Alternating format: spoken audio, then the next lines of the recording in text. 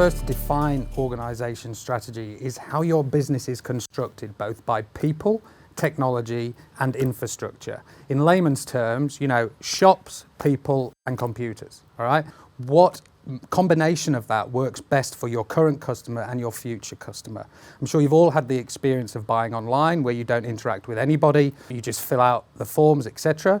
Or you go into a shop and you're dealt with a high-touch environment where a shop assistant will talk you through the latest products and services, etc. Nowadays, we have the opportunity to bring those two worlds together.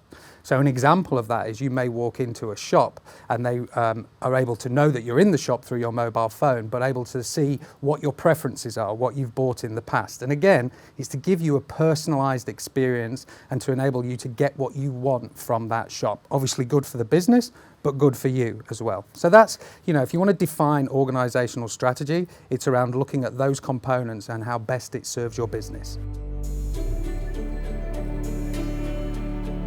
The post-COVID world right now and the reality on these businesses, for me, is a positive one. There is a great deal of opportunity in the technology we already have and the people that we already have. The trouble is we always struggle to make that jump, right? And I think the good thing about this pandemic is it's forced us onto things like, video chats and collaboration. But again, what it's forced businesses to do is relook at how their customers are engaged and how they can continue to be in business. But above anything else, you can actually thrive in your business. This forced change enables you to relook at your business and the customer dynamics and help you create an environment that's a good employee experience, which absolutely correlates to a great customer experience.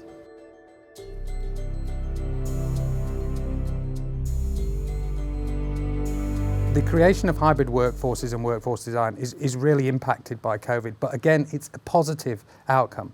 You've seen that people adapt to technology, being forced to use it. That technology's always been there, right? Our focus as people have always been measure me on outcomes, not on the fact that I'm in the office first or I'm in the office last, right?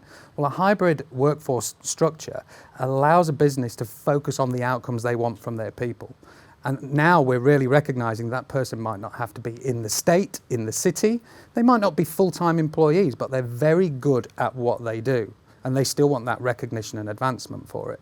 For an organization, it means you can now get the best person to do that job, and you don't have to be limited by they must live in a certain city or work for you full-time. The great thing about the opportunity that this brings us in 2021 and beyond is let's focus on outcomes. Let's not focus on structure and rigidity, right? And that's really going to release the creativity of people in all walks of life and all careers. So it's a really exciting time.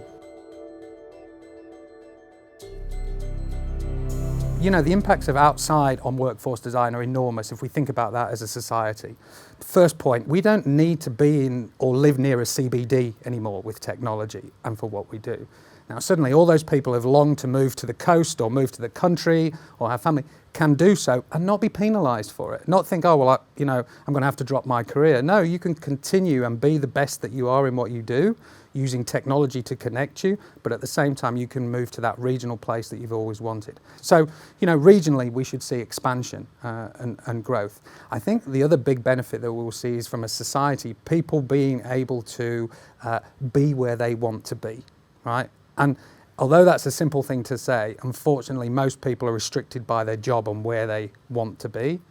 You remove that barrier, you're able to access that talent as a business, and that talent is always happy to be accessed because it's living where it wants to live and it just wants to be bonused on its outcomes.